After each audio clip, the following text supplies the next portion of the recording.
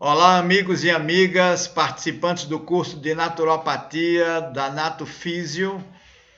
Aqui é o seu professor Silvio Bernardi, muito feliz por estar em sua companhia. Nós estamos na aula 2 do curso da disciplina de Semiologia e Estudo de Casos e hoje vamos abordar a construção do diagnóstico causal. Durante todo esse momento que estamos juntos aqui, estaremos abordando a construção do diagnóstico causal. Perfeito, minha gente? Muito bem. Então, o que a gente tem para começar esse momento nosso de estudo na construção do diagnóstico causal? Primeira pergunta que nós temos para vocês é como se constrói um diagnóstico em naturopatia. Lembrem-se que desde a aula anterior nós estamos utilizando para efeito de orientação geral, nós estamos utilizando o diagnóstico em neurologia, tá certo? Então estamos trabalhando com neuropatia e usando como exemplo o diagnóstico de neurologia, perfeito? Portanto, vocês vão ouvir falar muito em neurologia, mas muita coisa daqui vai se aplicar para o raciocínio lógico que a gente tem que desenvolver. Ah, professor, e as suas aulas não são assim, assunto, depois no final é que a gente vai aprender a desenvolver o diagnóstico, o raciocínio clínico? Não. A gente começa a fazer tudo isso conjunto. Afinal de contas, nossa pretensão é trabalhar dentro da naturopatia integralista, né? Práticas integrativas e complementares, e para ser integrativa tem que ser holística, e para ser holística tem que ser uma abordagem completa do indivíduo, né? Então, como se constrói um diagnóstico em naturopatia? Vamos passar esses 3 horários tentando responder essa pergunta bem complexa. Por que bem complexa? Porque, como ficou claro na aula anterior, um diagnóstico na medicina convencional é mais simples, a semiologia da medicina convencional é mais simples, ou seja, a gente colhe os dados, e faz os vários diagnósticos e se preocupa com o tratamento da doença. Em naturologia, não. A gente vai estabelecer a relação causal. E aí, para estabelecer a relação causal, é mais difícil do que trabalhar a doença. Portanto, ser um profissional de naturopatia realmente é ter que ter uma preparação mais forte, mais adequada, tá bom? Então, para a gente construir esse diagnóstico, eu coloquei aqui 2 itens distintos. Primeiro item, localizar anatomicamente os sinais e sintomas. Ou seja, qual é a pergunta? Ah, tá doendo. Onde está doendo? Não é? Ah, eu estou sentindo isso. Onde isso é mais proeminente? Onde acontece com mais frequência? Ok? Onde no seu corpo? Na perna, na barriga, nas costas, na cabeça, no pescoço e por aí vai. Então, para estabelecer, precisamos de conhecimentos anatômicos. Para quê? Para localizar os sinais e sintomas anatomicamente, ou seja, saber onde está, ok? Então, fazendo um testezinho com vocês, alguém pode me dizer onde está o seu coração? Onde é que está o seu coração? Me diga uma linguagem técnica, porque eu estou diante de pessoas que estão estudando ciência e por isso precisam saber falar uma língua popular para se comunicar com os pacientes, especialmente os pacientes de mais baixo conhecimento tecnológico, e precisa também ter uma linguagem técnica para poder se comunicar com seus iguais, os profissionais da área de saúde que são formados em outras partes dessa área de saúde. Então, onde está? Como se localiza o seu coração? Alguém vai se arriscar a me colocar? Como se localiza o seu coração? Onde ele está localizado no seu corpo? Usando a linguagem técnica. Que tal? Dou-lhe uma. Vou contar até 3. Dou-lhe uma, dou-lhe 3. Vão reclamar porque eu não disse o 2? Não estou vendo vocês se manifestarem. Tem 11 pessoas na sala. Aham. Torácico esquerdo. Até que deu uma dicasinha, mas tem um equívoco aí, porque não é no esquerdo, tá? Complicou a cabecinha agora, Rosemary. Você está quase certa, Rosemary. Quase certa. Tem uma coisinha só aí que não está batendo muito bem. Olha, vejam o que é conhecimento. Para eu situar onde está o meu coração, eu preciso conhecer planos e eixos anatômicos. Vocês já estudaram planos e eixos anatômicos? Já estudaram isso? Planos e eixos anatômicos? Quadrante superior esquerdo. O quadrante superior esquerdo é aqui ou é aqui?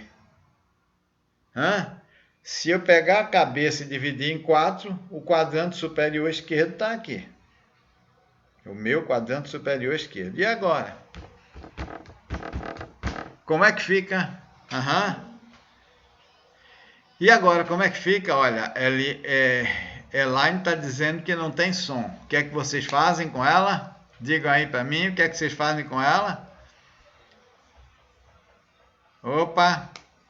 Aqui tem som. Isso, continue. Vão dizendo a Elaine que o som está normal. Som normal, som normal. Perfeito, muito bem. Basta 4, 5, aí a Elaine já sabe que o problema é lá com ela, né? Então, observem bem. Quando eu estudo planos e eixos anatômicos, aí eu posso saber classificar e colocar qualquer coisa. Por exemplo, eu vou descrever que alguém levou um tiro. Eu vou ter que dizer onde é que foi a bala, onde é que foi, perfurou e tudo mais. E quando eu sei planos e eixos anatômicos, eu posso descrever isso. Onde a pessoa tem, eu posso passar para o prontuário dela, isso aí, na minha descrição de prontuário, tá certo? Então, o corpo tem um eixo central, que imaginariamente começa aqui na cabeça, no meio da cabeça, e perfura todo o corpo, saindo lá no ânus e passando entre as pernas. É imaginário, não se preocupe não, é só imaginário, tá? E eu tenho os planos. Quais são os planos? Imaginariamente corta o corpo aqui no meio, olha, até lá embaixo, passando entre as pernas. Imaginariamente corta o corpo aqui de lado, olha, passa pelas orelhas, os ombros, até lá embaixo, onde fica o tornozelo. E imaginariamente corta o corpo à altura do umbigo. Então são os planos, não é isso? Aqui é o plano medial. Olha, o plano medial divide o corpo em duas partes. Aí você diria lado direito e lado esquerdo. Não. Vamos acabar com esse negócio de lado, tá certo? É o antímero direito e o antímero esquerdo, ok? Antímero direito e antímero esquerdo. Então, o meu dedo aqui está em que antímero meu? Em que antímero? Meu. No meu antímero direito. Aqui está o meu dedo, tá certo? Ok? Meu antímero direito, certo? Ok? Então, os meus óculos estão aonde? No meu antímero direito. Agora os meus óculos estão no meu antímero esquerdo. Percebe? Muito bem. Então, passou aqui, olha, o plano medial, ele divide o meu corpo em antímero direito e antímero esquerdo. Agora, e esse que corta aqui assim? Esse que corta aqui assim é o plano sagital, ok? Ou coronal. Plano coronal, sagital é esse, tá? Sagital é esse aqui, o medial. Esse aqui é coronal. O plano coronal cortou meu corpo e botou assim para ter o lado da frente e o lado de trás. É assim, é? Grosseiramente? Não, não é? Ele cortou meu corpo e me colocou como o paquímero ventral e o paquímero dorsal, ok? Dessa metade para lá, para trás, é o paquímero dorsal e aqui é o paquímero ventral, o região ventral e região dorsal. Perfeito? Muito bem. E por último, o que corta o meu corpo transversalmente à altura do umbigo é o plano transversal.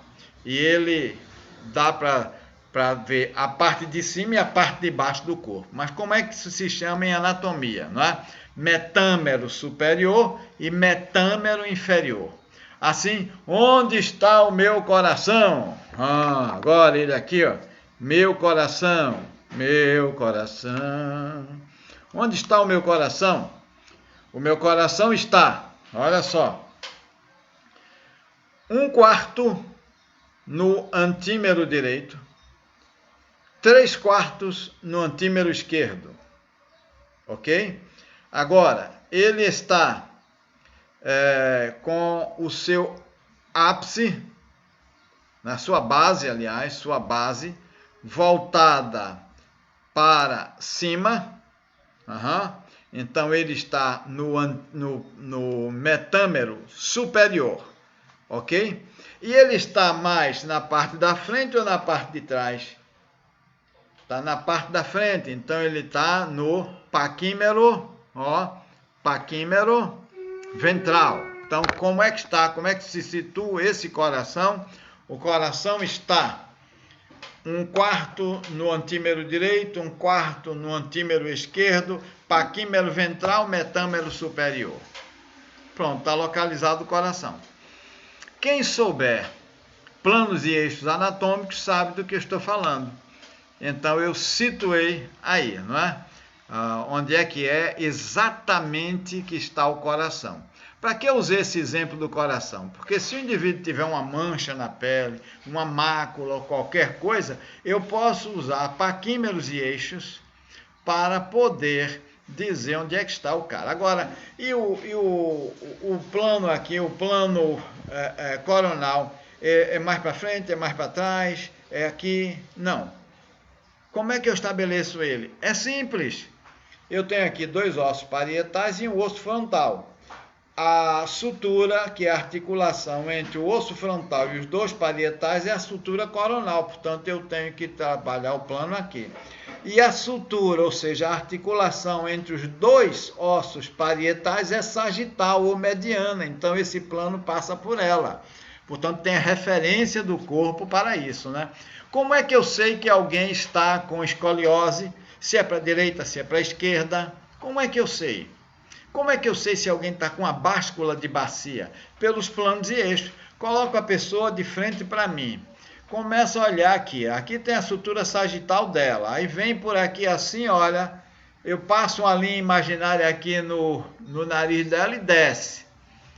Se eu chego lá embaixo e essa linha imaginária não corta o umbigo dela, o umbigo está mais à direita, aí eu digo, ela tem uma escoliose lateral esquerda. Se o umbigo está mais à esquerda, ela tem uma escoliose lateral direita. E se desce essa linha e eu vejo que ela não passa bem entre as pernas, é sinal de que a pessoa pode ter uma báscula de bacia à direita ou à esquerda. Percebe? Então, eu posso dizer e escrever no meu prontuário o que a pessoa tem, usando uma linguagem extremamente técnica, porque isso diz tudo para mim.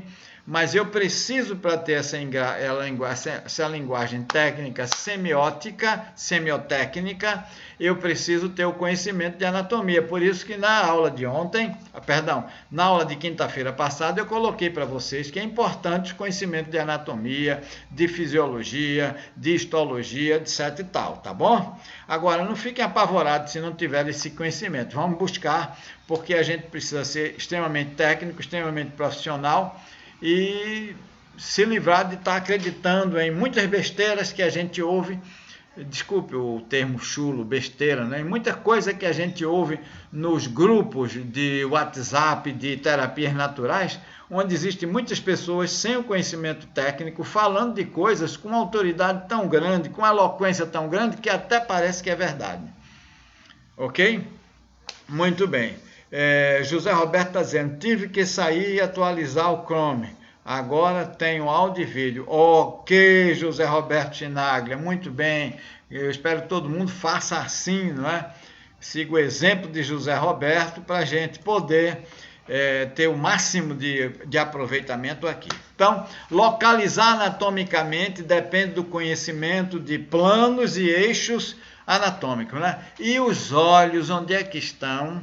Bem, os olhos são simétricos. Por que olhos são simétricos? Porque tem um em cada metâmero, tem um em cada antímero, tem um em cada antímero. Antímero direito tem um, antímero esquerdo tem outro. Mas ambos estão no paquímero ventral. Não tem olho no paquímero dorsal. Percebe? É isso aí. Agora, e as orelhas? As orelhas são simétricas ou assimétricas? Aí é que está a coisa. Na antimeria, simétricas. Na paquimeria, assimétricas, porque o plano corta a orelha no meio. A parte de trás é diferente da parte da frente, então é assimétrico, paquimericamente falando. Tá bem? Então, vamos ver aqui. O indivíduo diz, olha, eu estou com uma dor nessa altura do corpo. Por que ele diz nessa altura? Porque ele não tem conhecimento técnico de qual altura seja. Aí você escreve, fulano disse que, abre aspas, está com a dor nessa altura do corpo, fecha aspas. E colocou a mão, olha, no antímero direito, metâmero superior, paquímero ventral à altura do ombro. Aí trabalhou bem, aí quando a sua mente está técnica, está treinada, quando você vê essa descrição, você já sabe qual é o local que ele está falando, tá certo? Tem sim, Luciana, tem sim. Vai receber sim, viu? Mas a gente precisa estudar por mais de uma fonte. Então esse vídeo vai ser muito, vocês vão, olha, muito repeti-lo, estudar bastante. O segredo de saber é estar estudando, olha, repetindo, né? E cada vez que você vê essa aula 2, 3 vezes, você se informa mais ainda e melhor. E aí você vai localizando. Veja quantos minutos a gente está num slide, né? O slide aqui nem passou muito para frente, né? É o segundo slide ainda e a gente já está discutindo o tópico 1.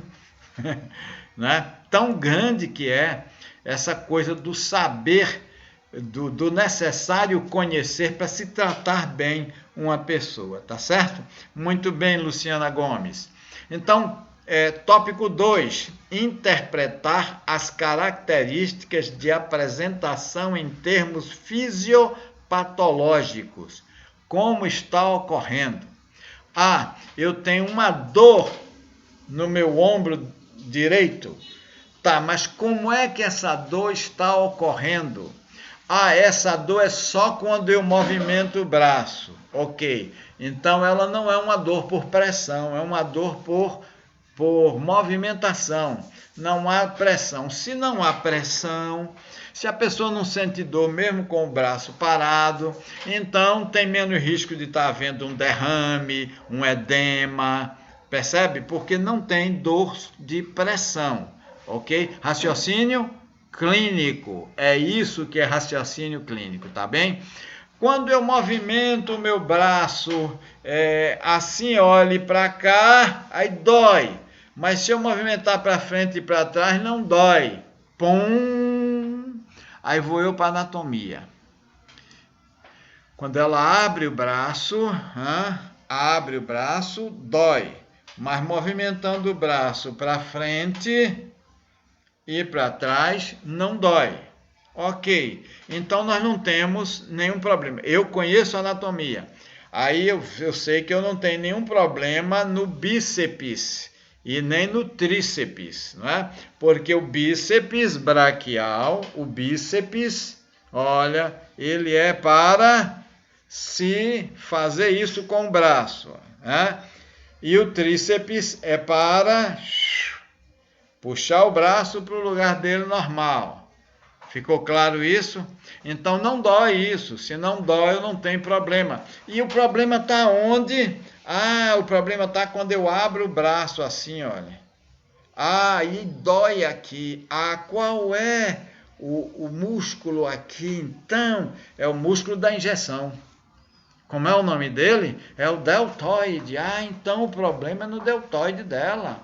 Vamos ver se é no encaixe do deltoide, o encaixe proximal ou distal. Percebe? Então, quando eu conheço a estrutura do corpo, a estrutura anatômica, eu posso pegar a estrutura anatômica que eu conheço, pegar a descrição do paciente mais o meu exame físico e criar um raciocínio clínico. Ficou claro isso aí, minha gente? Criar um raciocínio clínico. Por isso é que é importante esse estudo aqui, dentro disso que a gente está colocando para vocês, tá certo? Muito bem. Tá? Então a gente já viu esse segundo item aí, já caracterizou esse segundo item. Agora nós vamos para o próximo slide, slide número 3. E o slide número 3 fala sobre construção do diagnóstico. Vamos ter uma primeira visão da construção do diagnóstico. E aí vem a pergunta: qual o processo patológico? Por que está ocorrendo? Pergunta que me leva a investigar as causas, né? Eu não perguntei aqui qual o processo patológico quando a mente é alopata e ela se depara com a pergunta qual é o processo patológico, ela pergunta o que está ocorrendo. A mente do naturopata responde, tem outra pergunta, qual é o processo patológico? Aí a mente do naturopata, por que está ocorrendo? Entende? E aí vem os diagnósticos. O diagnóstico sindrômico, o diagnóstico topográfico e o diagnóstico etiológico. Ou seja, o sindrômico. Qual é o conjunto de sinais e sintomas que está havendo, que está incomodando esta pessoa? Conjunto de sinais e sintomas é o diagnóstico sindrômico. Daqui a pouco, na próxima aula, síndrome metabólica será um diagnóstico sindrômico, ok? Topografia. Então, o que tem aqui na topografia é onde está ocorrendo, em que parte do corpo está ocorrendo, não é? Então eu precisarei de noção de planos e eixos anatômicos para poder descrever em que parte do corpo está ocorrendo. O paciente me diz, olha, a minha dor de cabeça é aqui. Aí eu vou dizer assim, é na testa. Mas a testa é grande, não é? Então eu vou colocar assim, olha, o paciente colocou a mão sobre o osso frontal no paquímero ventral e antímero esquerdo, ok? Então eu já sei onde é isso aí, porque eu estudei planos e eixos anatômicos, tá certo? Planos e eixos anatômicos.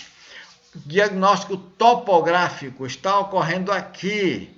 Eu posso simplesmente dizer a altura do fígado, ok? A altura do fígado. Pronto, eu sei onde é que está o fígado, eu já coloco lá, né? Aí uma pessoa me disse ontem, conversando comigo, né, um grande amigo, tenho um respeito por ele enorme, né? E ele é um estudioso das coisas, mas ele estava tentando me provar que a tal da limpeza do fígado e da vesícula dava certo, ele colocou um testemunho da pessoa, e a pessoa dizia, olha, eu tinha muitas pedras na vesícula, que quando eu palpava assim a barriga, aparecia aquelas pedras, e aí eu fiz a limpeza e olhe, gente, não tem mais uma, eu palpo aqui, não sinto nada. E ele disse, isso é uma prova. E eu disse, você só leva isso como prova porque você não conhece a anatomia do corpo que você está tratando. Porque se você conhecesse, você iria saber que não dá para palpar as pedras da vesícula através da barriga aqui por fora. Não dá, meu querido. Sabe por que não dá? Porque passa uma alça do intestino grosso na frente. Vou te dizer mais. O intestino grosso tem os haustros, que são as cavidades onde fica cheio de fezes. Portanto, tua cliente era cheia de fezes, com os haustros do intestino grosso cheio de fezes. Quando você aplicou o laxante nela, limpou tudo. Aí não tinha mais nada, ela palpou, não tem mais nada. Ela disse, pronto, botei as pedras da vesícula para fora, não estou sentindo mais nada. Percebe? Quer dizer, a pessoa firmou uma crença diante de um diagnóstico que ela não sabia o que era. Ela sentiu uma dor e botou a mão no lugar e viu um bocado de pedrinha. Não era pedrinha nada, era fezes ressecadas nos haustros do intestino grosso. Mas ela não sabe por onde passa o intestino grosso e o terapeuta também não sabia por onde passava o intestino grosso. Ele não raciocinou clinicamente do que poderia ter sido aquilo. Por quê? Porque ele tem uma crença de que esse tratamento faz efeito. Percebe? Então, com base nessa crença, ele raciocinou uma resposta, uma justificativa para isso e achou que isso era uma prova. Entende? Como é que se uma falsa crença é fundamentada até com provas, né, entre aspas.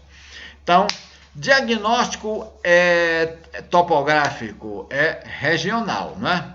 Agora, diagnóstico etiológico. Etiologia significa origem, ok? Etiologia significa origem.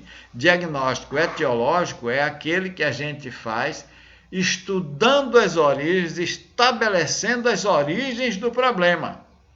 Aí sim, a gente vai trabalhar isso aí. Então, vocês já viram que os diagnósticos são estabelecidos separadamente, né? O diagnóstico etiológico, diagnóstico causal e por aí vai, não é? Então, etiologicamente, o diagnóstico já é causa, não é, pessoal? Quer dizer, a causa é isso, a causa é aquilo, a causa é aquilo outro. Tem causas, não tem? Tem causa. Ah, eu estou com o dedo lá, o dedo mínimo do meu pé direito, formigando muito, está quase dormente. Ah, é? Então, olha, diagnóstico sindrômico, formigamento, dormência. Diagnóstico topográfico, no dedo mínimo do pé direito. Ok? Diagnóstico etiológico. O problema é no pé? No dedo? Não. Ali está a consequência. A pessoa tem nervos que saem dos pares de nervos da região lombar afetados, ou seja, ela tem uma hérnia de disco que está obliterando o forame nervoso e está comprimindo a raiz nervosa que leva àquele dedo lá embaixo. Então o problema dela é na coluna. Ela não tem problema nenhum no dedo mínimo do pé dela, que ela está vendo que está ficando dormente, que está formigando. Não, ela não tem problema nenhum lá. O problema é mais em cima, e bem mais em cima. É a importância do diagnóstico etiológico, porque senão você vai tratar o dedo dela. Aí fica lá dando massagem, botando compressa quente, compressa fria, faz uma aplicação de ozônio, daqui a pouco você dá bota uma argila lá, um cataplasma de argila, a pessoa de tanto botar coisa, ela pensa que melhorou um pouco, coincide até dela passar uns dias repousando mais, aí descomprimiu um pouco a coluna, aí ela diz, eu melhorei com seu tratamento. Foi? Não, não foi. Não foi. Porque a causa é lá em cima e você estava concentrando seu tratamento no dedo. Por que você fez isso? Porque você fez o diagnóstico sindrômico correto, o diagnóstico topográfico correto e errou ao não fazer o diagnóstico etiológico ou errou o diagnóstico etiológico que fez. Pessoal, tá dando para compreender? Estou sendo demorado nesses 2 slides porque é importante que se compreenda isso aí. Tá dando para compreender, sim ou não? Diga aí para mim. Tá dando para levar bem? Ok, como é que tá aí, Eva? Eva Teixeira! Eva! Cadê você, Eva? Tá dando para compreender, Eva de Salinas? José Roberto, Anne, Lucimária, estão compreendendo bem? Perfeito, muito bem. E os demais, como é que estão?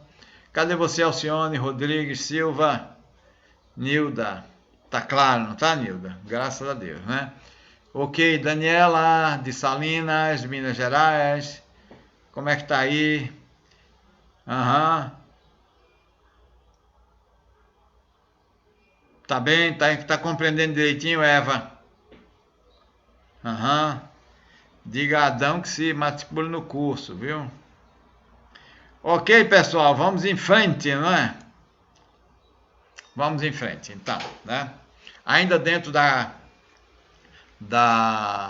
desses exemplos, vamos ver o que. Ah, e esse aí, olha só esse aí.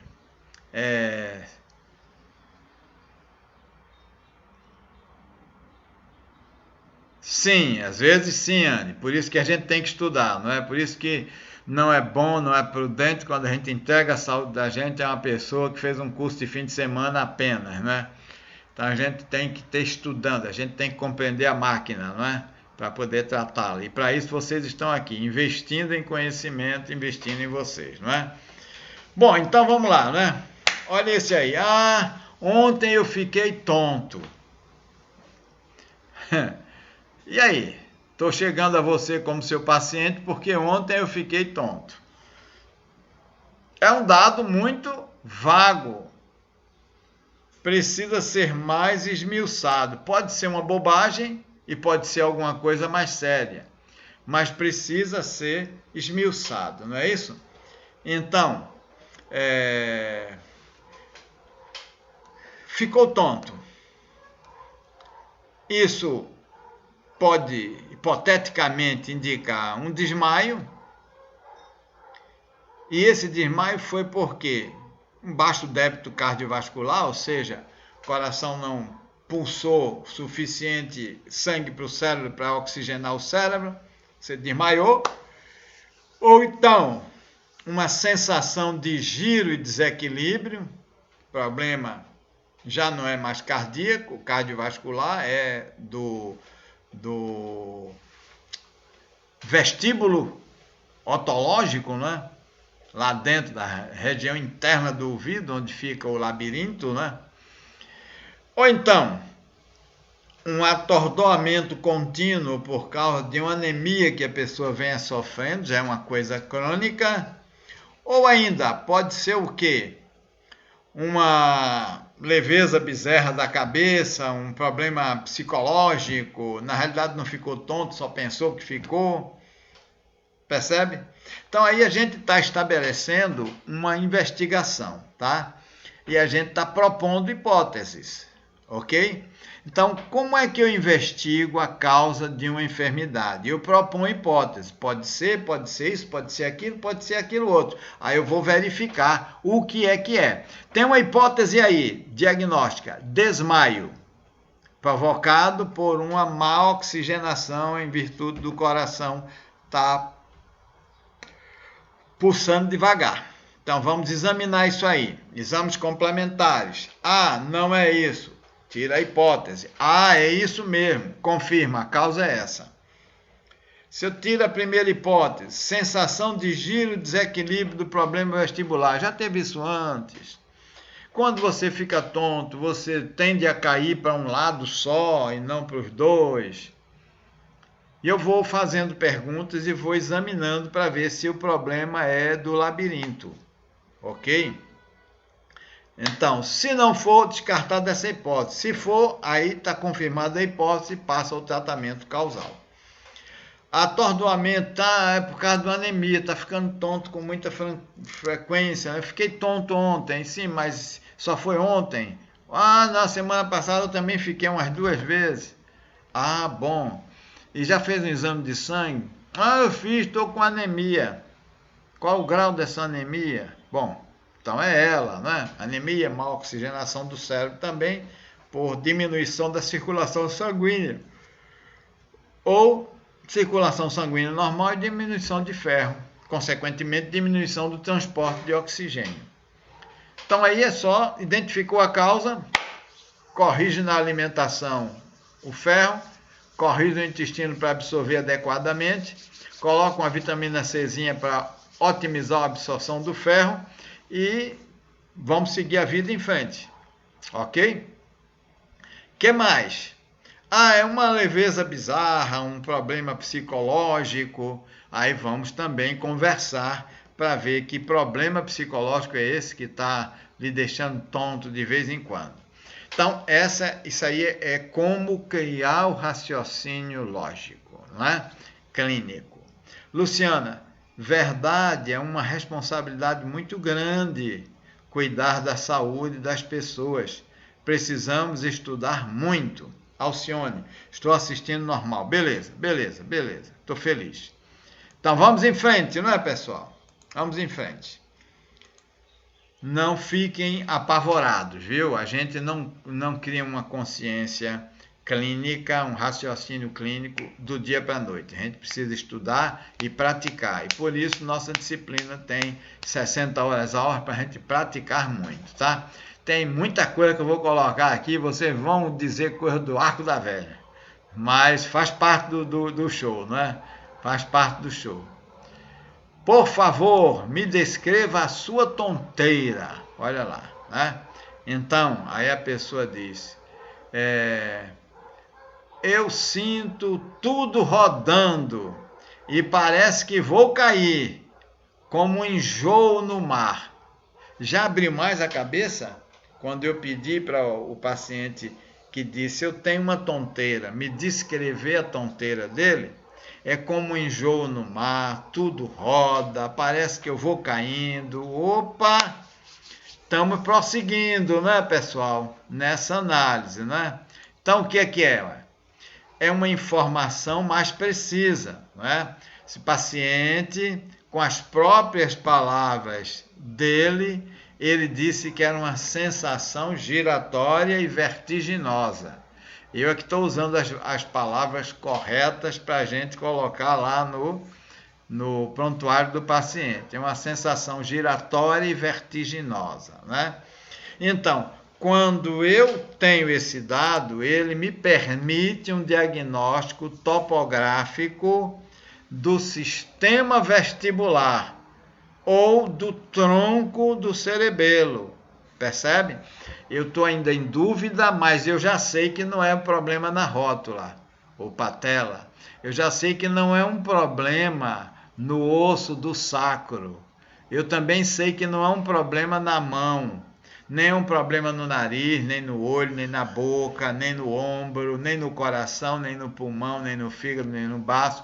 Eu já eliminei várias coisas, porque como eu fiz a pergunta certa, por favor, me descreva a sua tonteira. Aí o paciente me disse que ele tinha um enjoo como num barco, parece que ia cair, e isso já me fez ir para o centro de equilíbrio, que fica no vestíbulo, ok? É ouvido. Então eu já tenho o diagnóstico causal, o diagnóstico topográfico, onde é que está o problema, ok? Então, muito bem. Você tem agora como acompanhar a narrativa em termos neuroanatômicos. Olha, percebe? É isso aí, né? Então agora a gente vai para frente, né? A gente vai para frente. Aí a gente diz aqui, ó.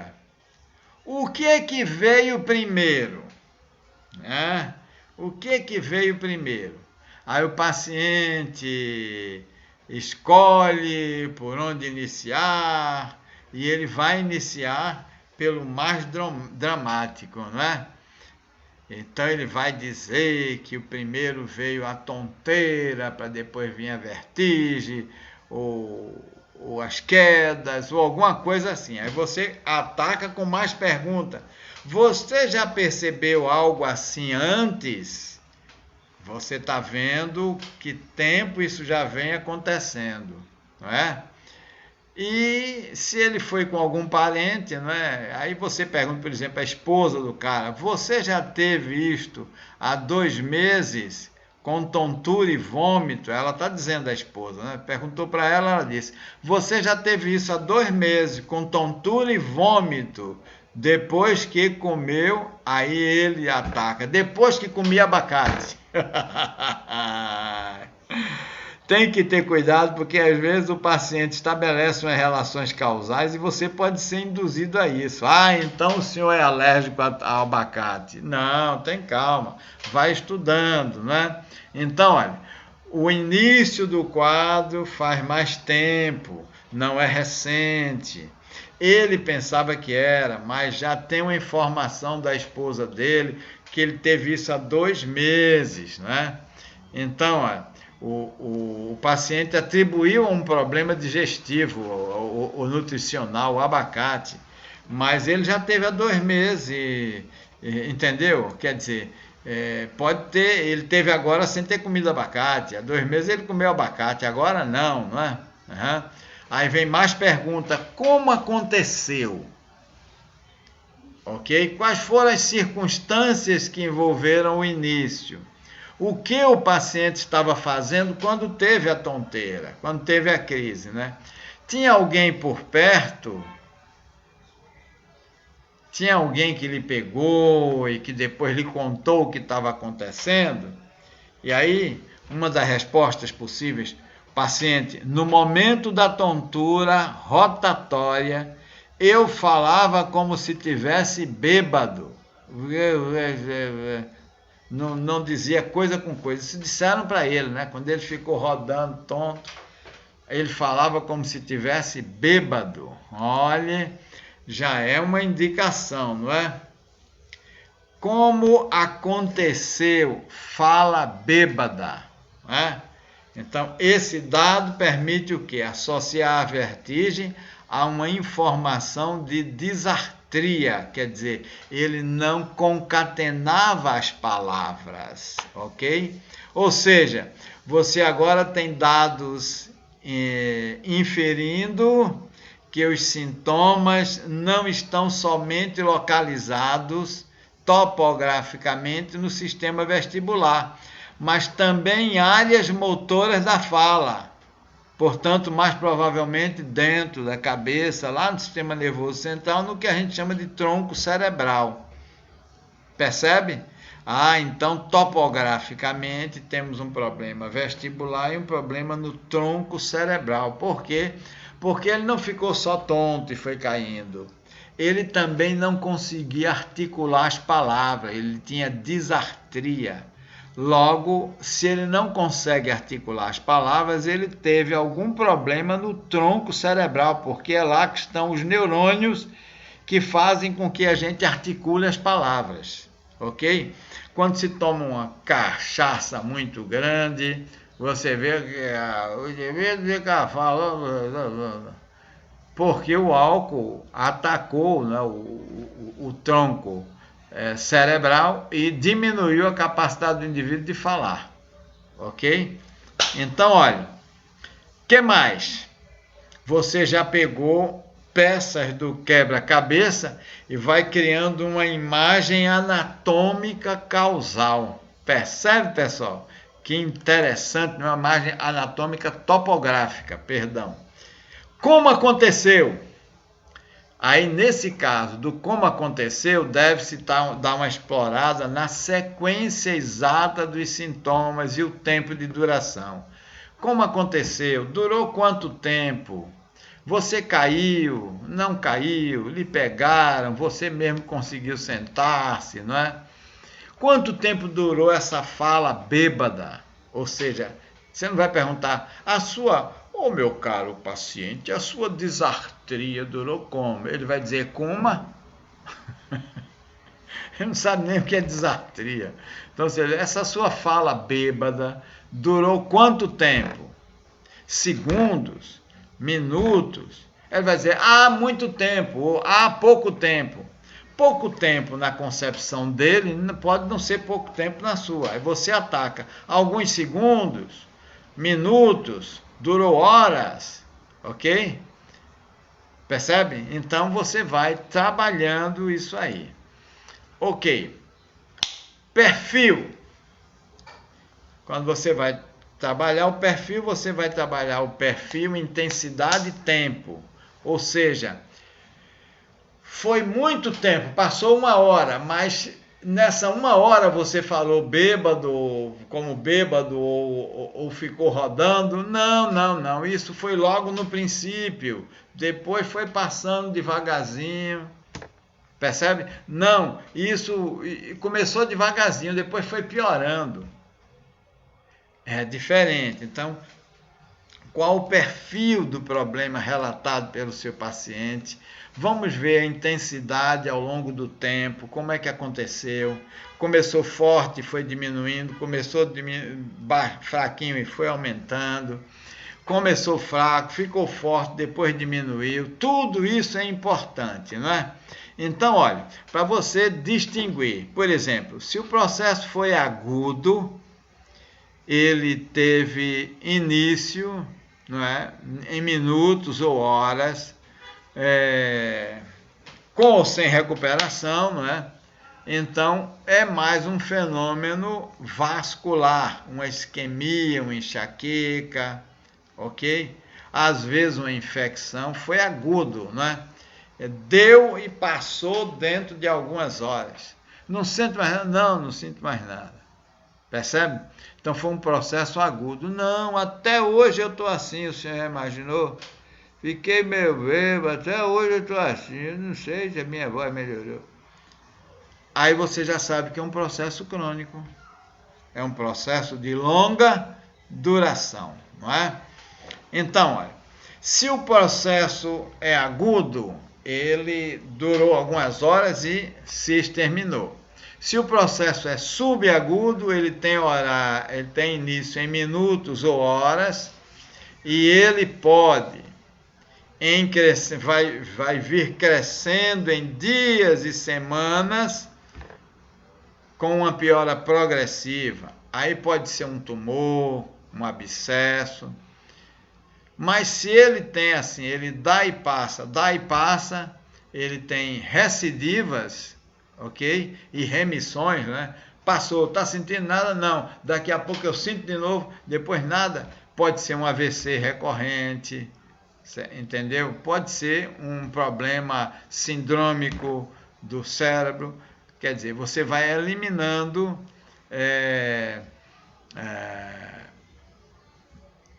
as causas, né? Os efeitos. E se o programa é crônico? Ele começou lentamente e foi se agravando ao longo de meses e de anos. Aí são problemas de degenerações crônicas, como Alzheimer, Parkinson, não é? Não foi uma coisa aguda. E isso começou vagamente, foi piorando. Todas as vezes que você tiver um processo que dure minutos, horas, alguns dias, aí você tem um processo agudo. Toda vez que você tiver um processo que dure semanas, meses, anos, você tem um processo crônico. Leve isso aí para você, certo? Minutos, horas, dias, agudo. Semanas, meses, anos, crônico. Em todos os processos degenerativos, inflamatórios, seja o que for. Tá bem? Então, como é que você vai colocar lá no seu prontuário? Está com um problema crônico, problema agudo, como é que você coloca? Você só coloca fazendo as perguntas, né? E isso aí durou quanto tempo? Ah, durou umas horas, durou uns dias. Mais de uma semana? Não, menos. Então isso é um processo agudo. Ah, isso já vem se arrastando há anos, isso é um processo crônico, né? Ok. Então, nesse caso, o que é que nós vamos investigar? Vertigem e disartria aguda. Ok? Diagnóstico sindrômico, problema vascular. Diagnóstico topográfico, tronco está afetado, pois está agregando e explica os dois sintomas em um só local. Diagnóstico etiológico, aí você vai coletar mais dados como fatores de risco, doenças da família, se tem alguém da família assim, doenças prévias de ouvido ou do cérebro, já teve um tumor no cérebro, ok? Alguns dados complementares, tanto sorológico quanto radiológico, não é? E o diagnóstico final é estabelecido para você seguir, então, para o plano terapêutico. Eu vou tratar o quê? O ouvido, a tontura, ou eu vou tratar o vestíbulo, ou vou tratar o tronco encefálico. Percebe? E o que está causando isso? Eu vou tratar também os hábitos de estilo de vida que estejam causando isso, não é isso? Estão acompanhando direitinho? Esse exemplo que está se alargando assim, está abrindo mais a cabeça? Claro que vai ficar bem melhor quando vocês repetirem essa aula várias vezes, tá certo? Deixa eu ver aqui para ver se eu acordo alguém. Vou acordar aqui, Nilda. Oi, Nilda. Tá aí acompanhando, Nilda? Tranquila? Ah, de vez em quando eu vejo aqui, eu mexo com um, com o outro para ver se estão dormindo, hein? Nilda, cadê você, Nilda? Tá dormindo aí, Nilda? Acorda, Nilda. Tá acompanhando ou não tá? Olha lá. Vamos mexer com Alcione, né? Alcione Rodrigues Silva. Tá aí, Alcione? Como é que tá? Pelo celularzinho, tá acompanhando? Chama aí, Luciana. Nilda. E a Nilda deixou o negócio aqui e foi-se embora. Hey, Alcione. Cadê você, Alcione? Tá acompanhando aí ou não tá? Bom, vamos seguir em frente, né, pessoal? De vez em quando a gente vê aqui como é que tá aí, quem é que tá de fato acompanhando. Ok, tá, então nós chegamos ao estabelecimento do plano terapêutico. Muito bem. Então, o que torna o sintoma pior ou melhor? Olha outra pergunta importante. O que torna o sintoma pior ou melhor? Dores musculoesqueléticas pioram com certas posturas ou movimentos. Ok? Ah, quando eu dobro a cabeça para esse lado, dói tudo aqui. Para esse outro lado aqui não tem problema. Então, olha que isso aí já ajudou a gente. Muito bem, Margarete. A gente chama Nilda e Alcione e Margarete chega aqui mostrando que está presente, não é? Mas Nilda e Alcione ainda nada. Estão dormindo. Ok. Então, olha. Dias quentes pioram sintomas da esclerose múltipla. Estamos dando a vocês aí uma série de dicas, né? Oi, Nilda. Cadê, Nilda? Você respondeu muito devagar, Nilda. Tá acompanhando direitinho? Tá prestando atenção? Muito bem, Nilda. E então, olha, álcool e enxaqueca, tremor e privação de sono tem a ver com epilepsia. Álcool e enxaqueca tem a ver com tremores e privação de sono tem a ver com epilepsia. São dicas, estou colocando aqui dicas aí para vocês. Tá bom, minha boa gente? Vamos em frente. Aqui neste, fatores de risco. Aí tenho doenças semelhantes na família. fator de risco genético, certo? Alcione, chegou, não foi? Fica aí atenta, você e Nilda, viu? Porque daqui a pouco eu pergunto, tá? Daqui a pouco eu pergunto, viu? Qualquer um, a qualquer momento eu pergunto, né? Ok. Não é mesmo, Nilda? Então aí, é para reprisar várias vezes para poder armazenar tudo isso na cabeça e pensar que a gente está só no começo da aula de hoje, né?